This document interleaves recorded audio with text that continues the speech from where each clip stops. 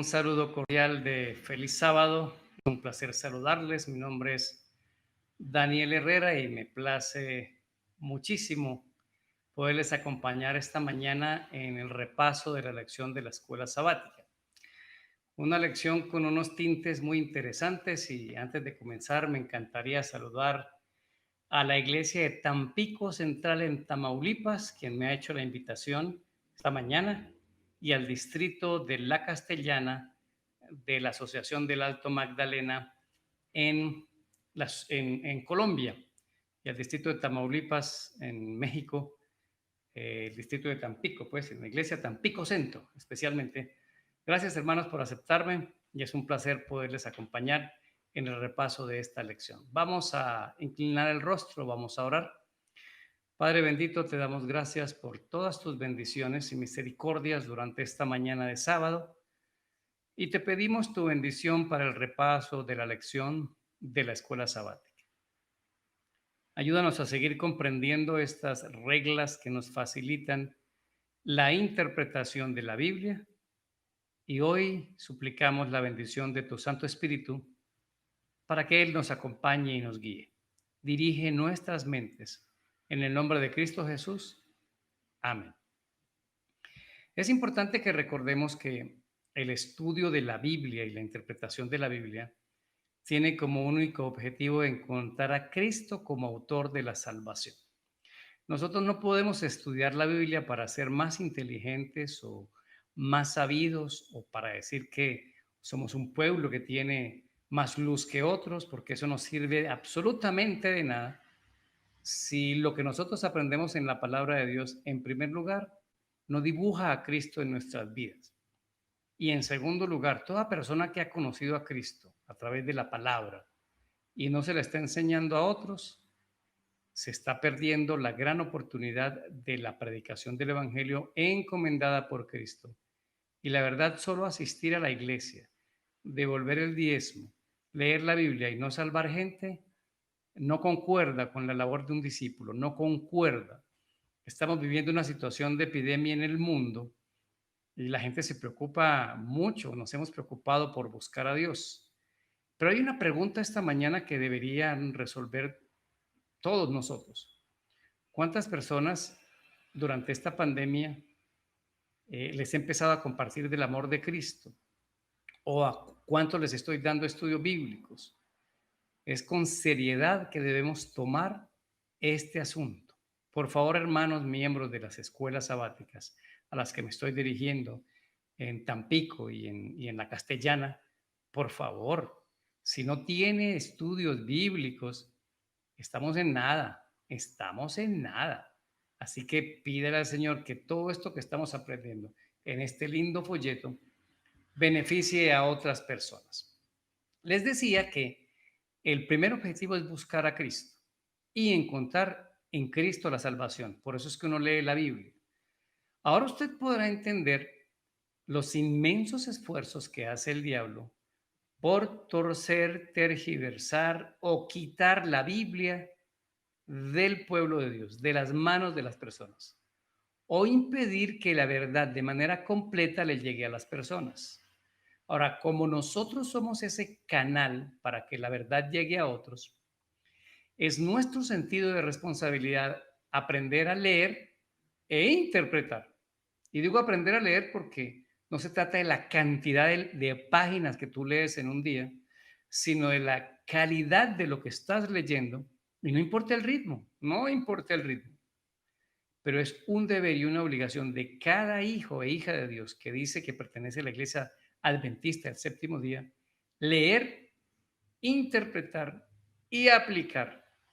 Cuando el Espíritu Santo haga esa obra en nosotros y empecemos a disfrutarlo, hasta las piedras hablarán. Le hablaremos a todo el mundo, pero por eso es que no hablamos. Yo no entiendo. Y cada vez que no entiendo, llama al pastor o llama a alguien a ver que me diga esto qué es. Y no nos damos a la tarea de interpretar. Bueno, este folleto, no lo bote, vuélvalo a leer. Tiene las directrices completas para que cada hijo y cada hija de Dios podamos interpretar la palabra del Señor. El elemento interpretativo de esta semana fue la Biblia como historia. Y el versículo de memoria estuvo en Éxodo 22 y que se repite en Deuteronomio 5:6. Yo soy Jehová tu Dios que te saqué de la tierra de Egipto.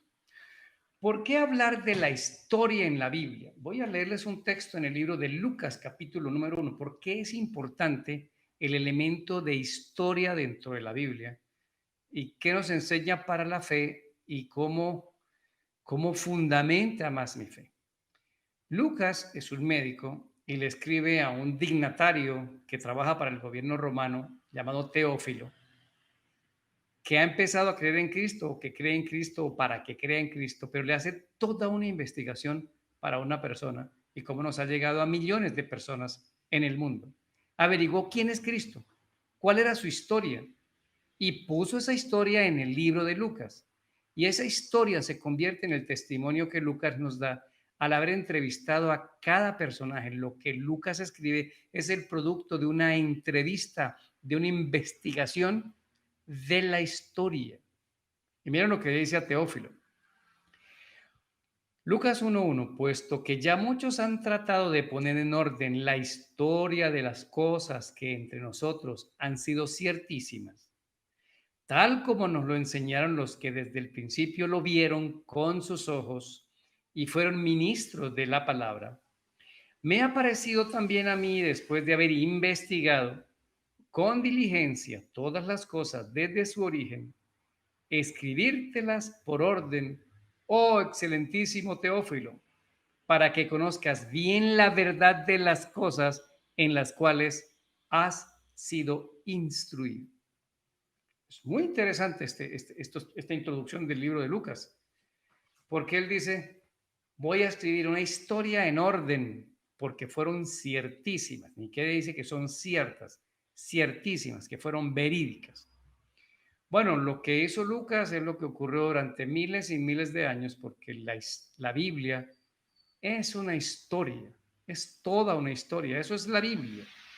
Es una historia del amor de un Dios grande, misericordioso, salvando a la humanidad que se ha perdido. Y ahí está toda la información para esa salvación. Ahora, esa información no puede abstraerse de tener historia, porque es una historia que comienza desde el Génesis, con Adán y Eva, y la creación maravillosa, la caída, y después la división de dos líneas en la tierra, los hijos de Dios, representados en el linaje de Set, y los hijos de Caín, los hijos de los hombres, y esa lucha, y un pueblo que va y viene, ¿ok? Y Noé solo se salva él y su familia. Semejante esfuerzo de una campaña evangelística de 120 años y no salva a nadie, solo su familia. Ese pobre Noé le hubieran terminado el contrato. Luego sigue Abraham, la historia del pueblo de Israel, con todos esos elementos épicos que conocemos. Y luego viene la historia de Cristo en el mundo, la fundación de su iglesia con los 12 apóstoles hasta nuestros días. Eso significa que la palabra de Dios, la Biblia, está escrita en el transcurrir histórico, ¿ok? Va a través de la historia, va llenándose a través de elementos y situaciones que le faciliten un encuentro con asuntos reales, verídicos y que podemos nosotros confirmar plenamente. La Biblia en la historia es la historia de un Dios amoroso salvando a una humanidad perdida. Sin embargo, ahora vamos al segundo punto. Lo que se llama la alta crítica es un grupo de eruditos de todo tipo que han criticado la Biblia como parte de una tarea satánica y un favor con el diablo, para desprestigiarla, para desvirtuarla, para hacerle creer a la gente que son fábulas, son leyendas y son mitos. Las iglesias que se dicen cristianas hoy, que creen en Cristo, ¿cierto? Ya enseñan que el diluvio fue un mito, que la creación fue un mito, que eso fueron millones de años o miles de años por lo menos. Y miren cómo hemos caído en una trampa que nosotros hemos de defender indiscutiblemente y que fundamenten nuestra fe. Entonces, esa alta crítica dijo, eso no lo ha comprobado la historia, eso no lo ha confirmado la arqueología. Voy a darles un ejemplo antes de comenzar con lo que vimos esta semana. La historia de José fue puesta en duda por muchos años por esto que se llama la alta crítica. No había documentos, no había nada que dijera que existió un José por varias razones. La primera, los egipcios nunca permitían que nadie de sangre egipcia ni siquiera tuviera un cargo público de menor grado, mucho menos que un no egipcio llegara a ser el segundo en el reino, el gobernador, como llegó a ser José. Y no había evidencias de esos 7 años de hambre, de cosechas, nada, ninguna evidencia. Y dijeron, esa es una historia inventada, esa historia fue inventada. Ah, mis queridos, de repente en una de esas excavaciones se encontraron unas tablillas que narraban algo de José, pero dieron un detalle interesante. Cuando José vivió en Egipto, no eran los egipcios de sangre los que gobernaban, eran otros egipcios y eran las tribus que habían invadido Egipto, lideradas por los Ixos con H. Cuando José terminó su mandato y se murió ese faraón, vinieron los propios egipcios, los de sangre egipcia, y derrotaron a los Ixos, los expulsaron. Oye, y se dedicaron a destruir monumentos, porque los egipcios eran muy buenos en eso, en la historia, como no habían libros, como no es que no hubieran libros, como no se escribían tantos libros como hoy, en monumentos, en tablillas de arcilla, en paredes se escribían los hechos históricos, pues los egipcios se dieron a la tarea de destruir. Por eso dice que subió un faraón que no conoció a José. ¿Sí lo han leído? No es porque no lo conociera ni supiera de él. Había que borrar todo vestigio de que los Ixos habían pasado por ahí.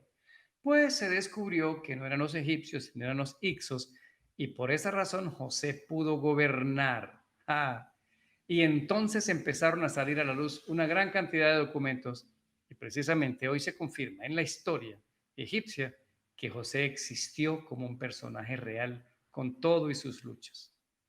Esta breve historia nos demuestra cómo lo que la Biblia dice es verídico, es real, sí sucedió, sí existió. Y esto diferencia a la Biblia de todos los otros libros de las religiones paganas que han intentado hacer relatos de la creación, como los que estudiamos en la semana anterior, o que han intentado narrar otros hechos, como la caída del hombre en el pecado o el diluvio. Entonces, las llenaron de fábulas y asuntos que uno dice, ¿cómo voy a creer esto? ¿Cómo voy a creerlo? Bueno, el relato histórico de la Biblia es mucho más sencillo y es mucho más creíble porque concuerda con todas las leyes físicas y genéticas de nacimiento, reproducción y no dioses teniendo hijos aquí en la tierra. No, no, no, no. Ese cuentico, por ejemplo, de que los ángeles, que eran los hijos de Dios, se enamoraron de las hijas de los hombres aquí en la tierra y tuvieron hijos y llegaron a ser gigantes. Eso viene de los mitos y leyendas antiguas paganas, donde los dioses se enamoraban de los de la tierra y tenían hijos. Fábulas, leyendas y mitos. La Biblia es una historia real. Y eso fue lo que vimos esta semana. Y vamos a repasar algunos eventos que nos recuerden eso. Por ejemplo, en el libro de Primera de Samuel, capítulo número 27, está la toma de Kirbert, una ciudad que durante muchos años estuvo perdida y fue descubierta. ¿Cuál es el asunto aquí con lo que vimos desde el principio con David, Salomón y la monarquía? La instauración de reyes es un capricho del pueblo de Dios, del pueblo. Queremos ser como los otros reyes porque ya tenían un rey. Dios era su rey. Sin embargo, la extensión territorial, los triunfos militares y políticos y el crecimiento económico de Israel nunca fue tan grande como en tiempos de David y Salomón. Llegaron a ser una potencia militar, científica, en lo económico, en lo intelectual. ¿Y cuál era el objetivo de Dios? Hacerlos atractivos para que los otros pueblos los vieran y les preguntaran, ¿ustedes por qué son así de progresivos? ¿Por qué progresan tanto? Ah, pues es porque tenemos el Mesías, es porque es el Dios de los cielos. Bueno, pues muchos de estos eventos de David y Salomón fueron puestos en duda, especialmente lo de las caballerizas de Salomón. Usted se lee esa cantidad, 12,000 jinetes, miles y miles de caballos. No recuerdo ahorita si son 30,000 o 40,000 caballos. Oye, ¿de dónde trajo tantos caballos? Eso no pudo haber sido así. ¿Dónde los guardó? ¿Dónde comían? ¿Dónde estaban sus caballerizas? Oye, se puso en duda todo esto hasta que fueron desenterrándose muchos elementos de arqueología, ciudades que fueron siendo destapadas, que estaban ocultas bajo años, miles y miles de años de polvo, erosión y destrucción. Y ahí estaban las caballerizas de Salomón, ahí estaba la ciudad de Megido, los palacios de Salomón.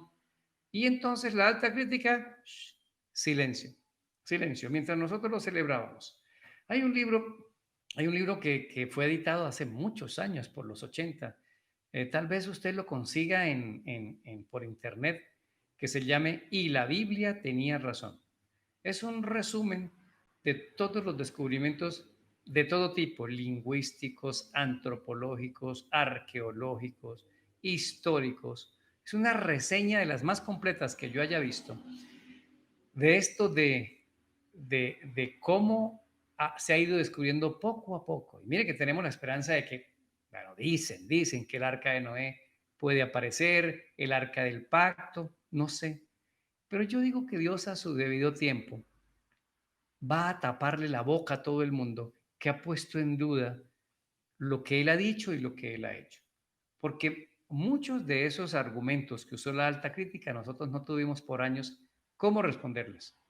Y se burlaron y escribieron artículos, porque cuando hubo una división entre lo científico y lo teológico, que como dijimos la semana pasada, que todos vienen de la misma fuente, entonces se burlaron, pero a Dios le encanta. Subieron como palma y de pronto cayeron en un guarapazo como coco cuando salieron todas esas evidencias a la luz. Y faltan muchas por salir, por supuesto, pero mis hermanos, lo que nos ha enseñado la experiencia bíblica es sencillamente que Dios tenía razón, que la Biblia tenía razón. Y en este repaso que estamos haciendo esta semana, nos muestran claramente que Dios tenía absoluta razón y sencillamente lo que nosotros tenemos que seguir es teniendo fe. Ahora, pero hay más evidencias por una razón. La Biblia nos dice que debemos tener fe en Dios, ¿sí? Pero es una fe que no es ciega, es una fe que se basa en evidencias. Por eso nos habló de Isaías, Ezequías y Sennacherib. ¿Quién es Isaías? Isaías es un profeta del Señor en tiempo del rey Ezequías, que tienen un problema grande con un caballero asirio llamado Sennacherib. Nínive es la capital de Asiria y se puso en duda también la existencia de Nínive hasta que salieron las ruinas de Nínive. Ah, bueno, sí, aceptaron que Nínive existía y que el relato bíblico tenía toda la razón. Porque hay muchos otros escritos que no son bíblicos, que son históricos, pero que hoy nos sirven muchísimo para esto del aumento de nuestra fe y las pruebas históricas de que los relatos que están en la Biblia son reales, nadie se los inventó.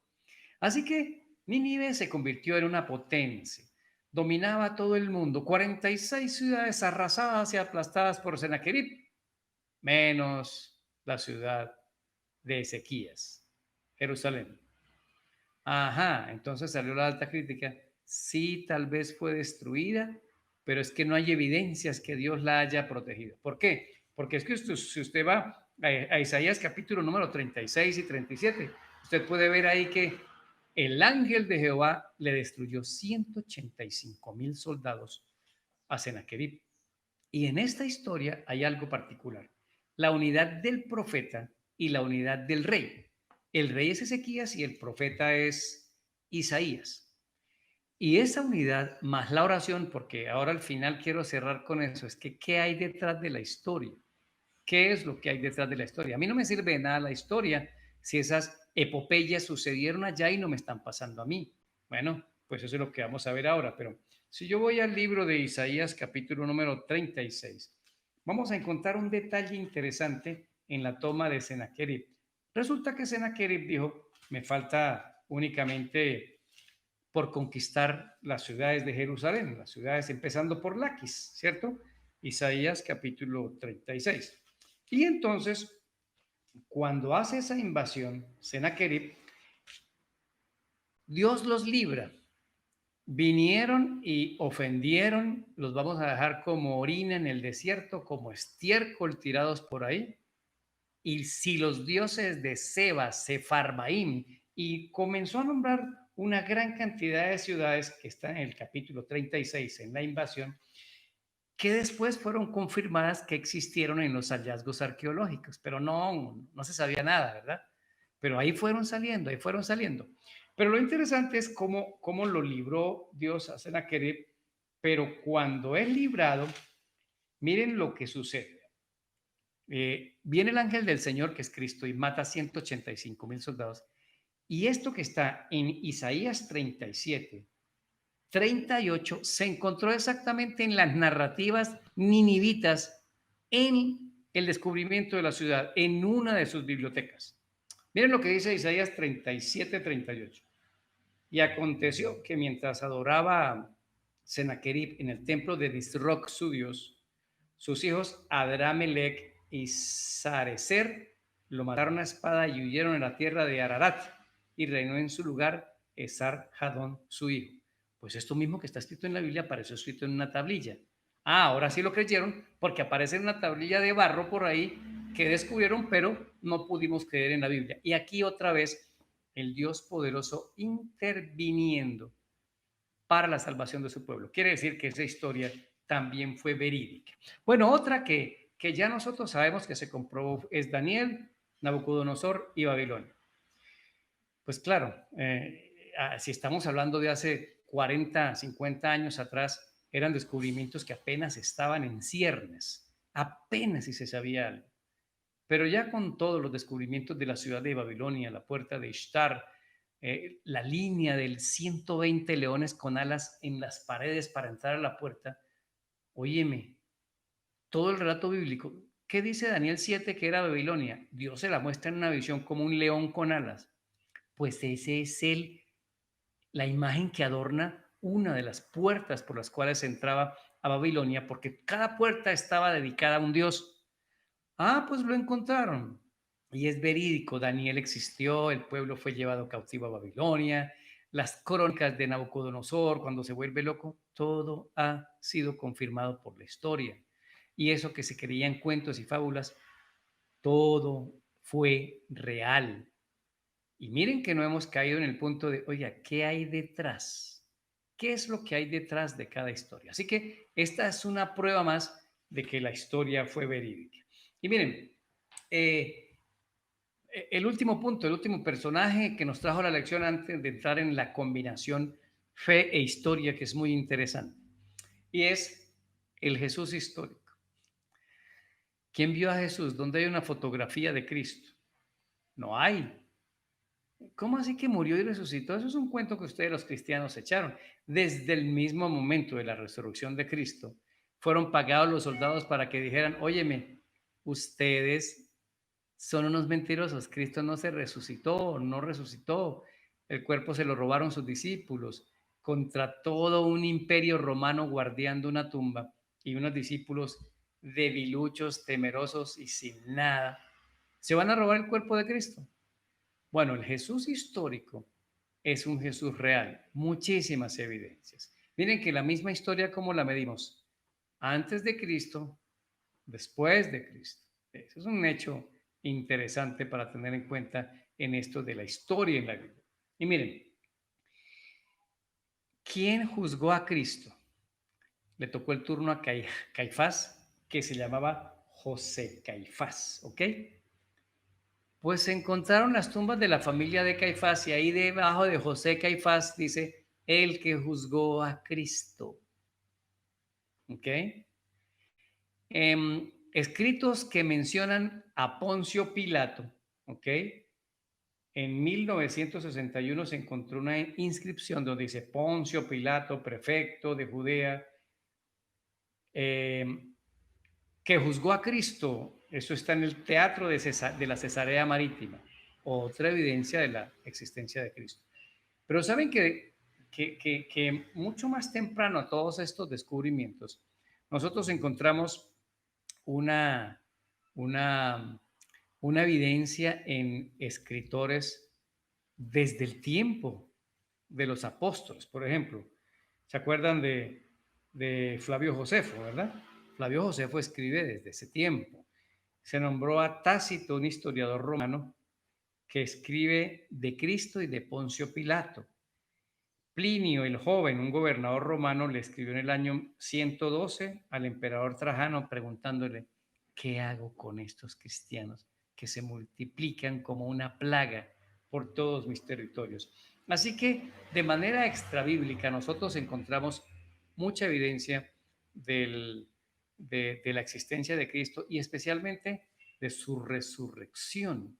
Pablo dice que si Cristo no resucitó, nuestra fe es falsa.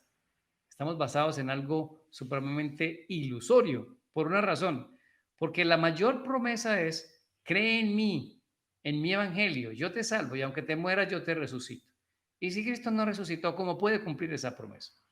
Bueno, la gran cantidad de nube de testigos, los que lo vieron, los que escribieron, hay análisis históricos que dejan muy, muy en claro la veracidad del nacimiento de Jesús. Conclusión antes de pasar a la última parte. La historia bíblica, tal como se narra, es verídica. Le voy a decir por qué. Porque Dios es el Dios de la historia. Dios conoce la historia. Él guía el devenir de la historia. Y aunque no mete la mano en todo lo que ocurre en el mundo por la intromisión del pecado, Dios controla la historia. Él no ha dejado estos como un cabo suelto. Miren que surgieron toda esa cantidad de reinos ejemplificados desde el tiempo de Daniel. Reinos poderosos, imperios poderosos. Y todos con un fin, usados por el diablo para aplastar al pueblo de Dios. Pero ahí va Dios llevando a su pueblo a través de la historia. Ahí cumple cada uno de los derroteros históricos. Cristo se bautiza en el 27, muere en el 34, tal como lo decía la profecía. Es que ahí estaba la fecha en las 70 semanas. El apedreamiento de Esteban no dice el apedreamiento, pero era el rechazo ya final y último tiempo, no de gracia para los judíos, sino de oportunidad para ser el pueblo predicador. Todo se cumplió, todo se cumplió.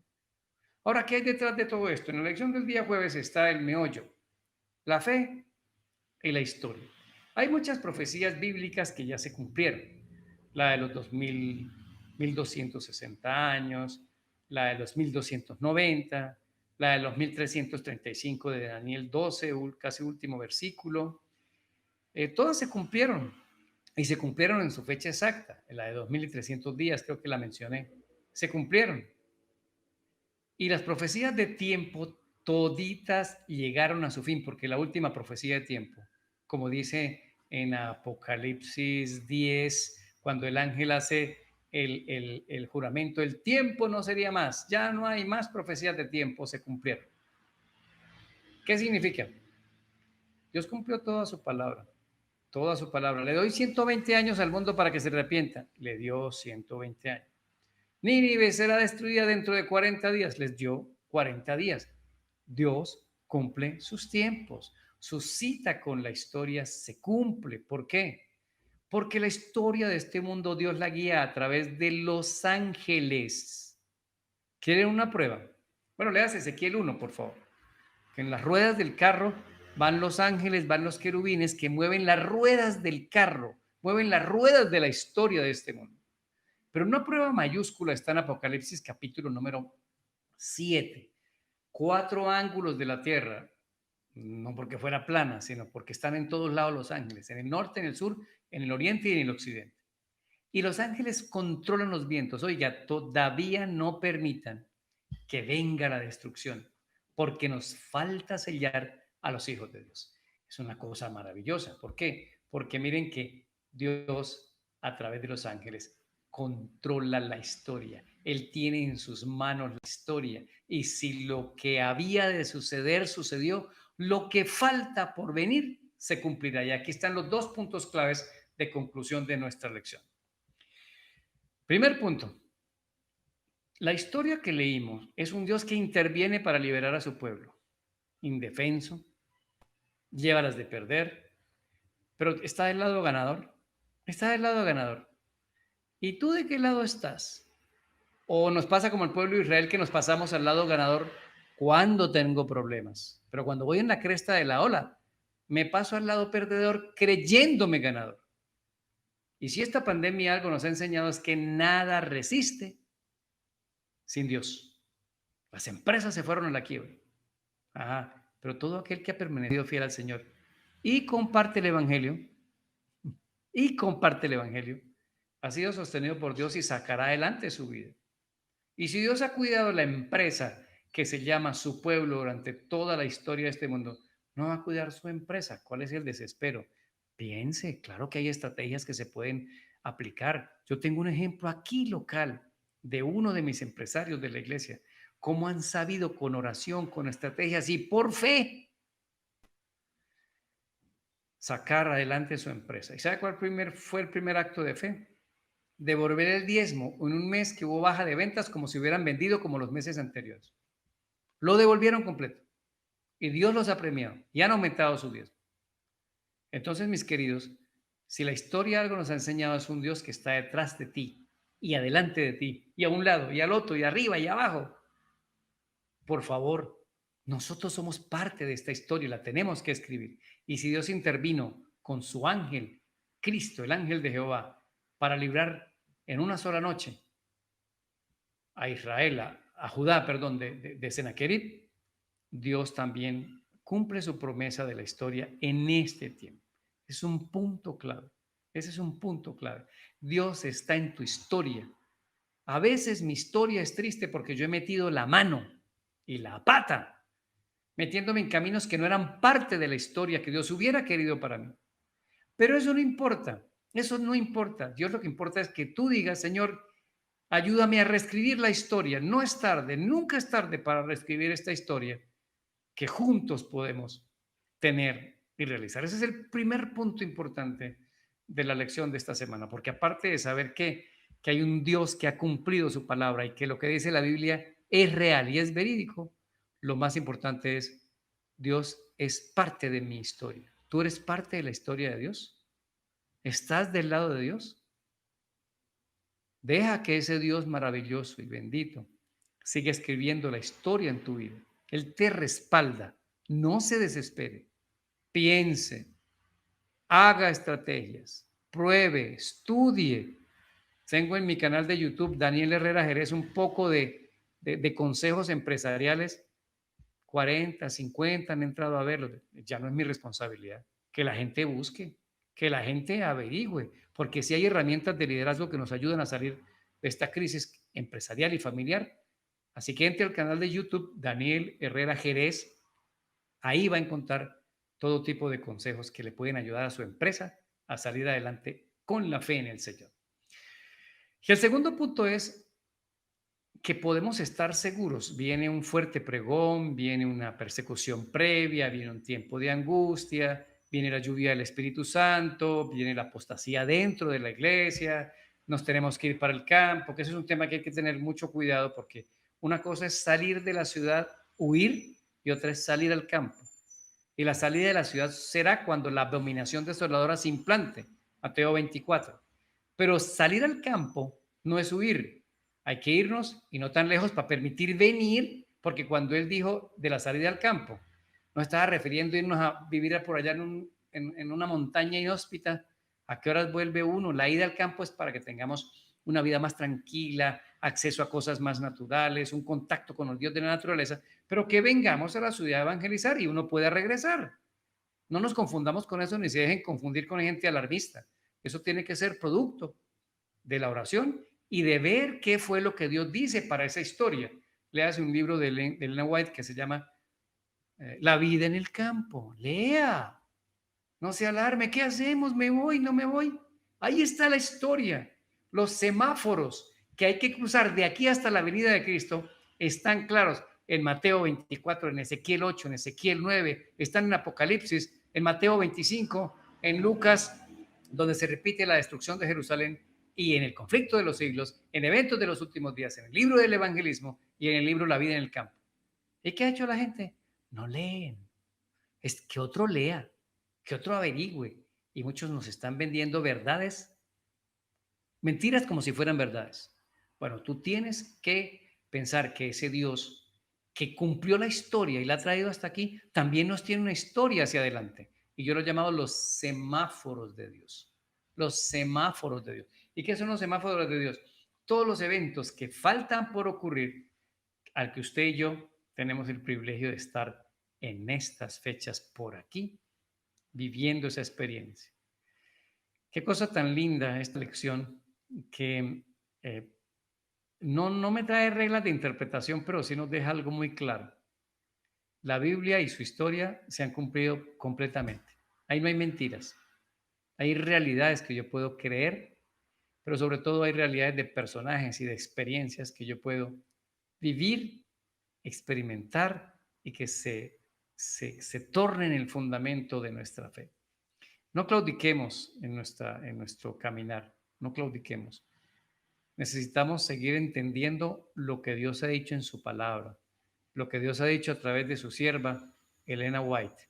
Necesitamos leer, creer, confirmar, orar, porque nos resta una dura historia, pero de la mano del Señor, de la mano de Jesús, sin temores y sin miedos. Miren que todos estamos en riesgo en algún día de quedarnos sin la plata del salario. ¿Y quién va a responder por nosotros? El Dios de los cielos, el Dios que ha cuidado tu historia hasta acá. La próxima semana vamos a estudiar un tema que es la lección 11 y es la Biblia y la profecía. Tremendo. Buenísimo, buenísimo. Yo les invito a que ustedes sean honestos. Hay gente que hoy ya no estudia el folleto de escuela sabática, escucha repasos. Señor, este folleto, y especialmente este que se llama 3 en 1, ok, sale un poquito más costoso, pero una gran bendición. Trae una cantidad de material histórico aquí a la parte final que el que se compra el folleto sencillo se lo pierde. Estudie el folleto de la lección de escuela sabática, porque ahí usted este trimestre está aprendiendo cómo interpretar la Biblia, cómo entenderla para poder enseñarla, porque esa es nuestra tarea. ¿Por qué insisto en eso? Porque nos hemos ufanado de ser el pueblo del libro y no lo predicamos. Nos hemos ufanado de ser el pueblo de la verdad y no la vivimos. Y nos hemos ufanado del pueblo que tiene el evangelio y no lo predicamos. No nos echemos cuentos, hermano, no nos echemos cuentos. Por supuesto que Dios nos ha dado el alto privilegio de escuchar la verdad, de conocerla, de ser un pueblo escogido. Eso no sirve de nada si usted no está predicando, compartiendo. ¿Quiere la prueba? Ezequiel capítulo 3, versículo número 21. Pero si al justo amonestare, para que no peque, el atalaya, ¿no? Él vaya amonesto. De cierto vivirá porque fue amonestado y tú has librado tu alma. Todos los vecinos que sepan que Cristo viene, yo ya libré mi responsabilidad. Ya les dije y varias veces y con mucho amor y con estrategia. No bibliazos ofensivos. Pero mira lo que dice el 20. Si el justo se apartare de su justicia y hace maldad, y yo pusiere tropiezo delante de él, él morirá, porque tú no le amonestaste. En su pecado morirá, y sus justicias que había hecho no vendrán en memoria, pero su sangre demandaré de tu mano, hermano adventista, hermana adventista. Bueno, sigamos predicando. He sido duro en eso, pero este pueblo tiene que despertar o se va a perder. Este pueblo se va a perder.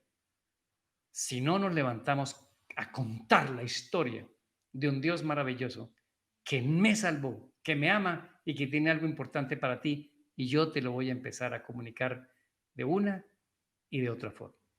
Que Dios nos bendiga. Vamos a terminar este repaso con una oración. Señor lindo, muchas gracias por la ilustración del folleto de la escuela sabática. Ayúdanos a tenerlo, a comprarlo, a conseguirlo como sea, ya no hay excusas, a estudiarlo, a subrayarlo, a aplicarlo y a prepararnos para predicar a otros este evangelio. Bendice nuestras iglesias en esta mañana en el nombre de Jesús. Amén. Bueno, muchísimas gracias a quienes hoy estuvieron en el repaso y ya saben que yo soy Daniel Herrera y deseo para todos un sábado lleno de bendiciones. Hasta pronto.